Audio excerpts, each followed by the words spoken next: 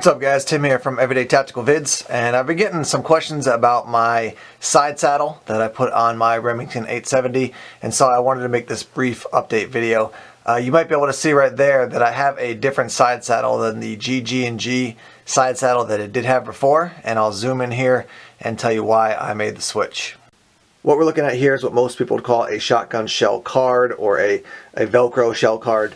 I put this on, I took the GG&G side saddle off. The main reason, I would say, 75% of the reason, was because I could not remove the shells quickly enough from the GG&G side saddle. They have these little rubber kind of inserts that keep the shells in place, and they just wouldn't wear at all, which, overall is a good thing. You don't want products wearing, but it had to wear a little bit so that I could get the shells in and out more quickly.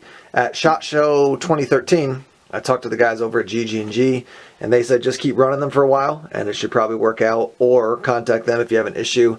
I tried it for a while, it still didn't, it didn't break in essentially.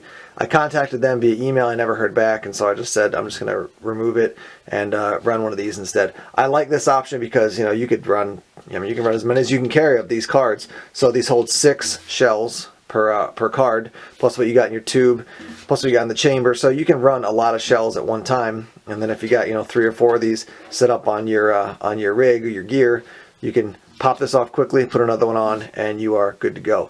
The other thing I'll just note is that when I was talking to Travis Haley at 2013 SHOT Show, he mentioned that when you have to take hardware out of your gun and install new hardware, or even put a piece on and then replace the hardware, you've fiddled with some of the way the gun is put together, so there is a chance that something could pop loose and then you're going to have a significant failure.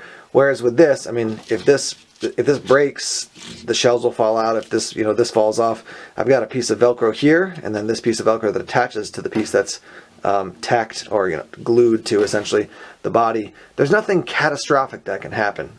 It would be bad to lose the shells. Obviously, that wouldn't be a good situation, but the gun's not going to fall apart. Now, he's well aware, as are you if you're a shotgun shooter, the likelihood of that type of massive catastrophic failure is very, very small. But this is just another way to have more shells available more quickly. It didn't cost as much as the GG&G side saddle or some of those other ones that are out there, Mesa Tactical and some others.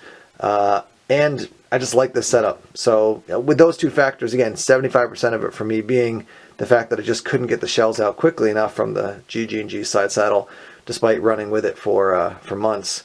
I just decided to swap that out and go with this one. So that's my update on the GG&G side saddle. Thanks for checking out the video, and more videos coming soon. Take care.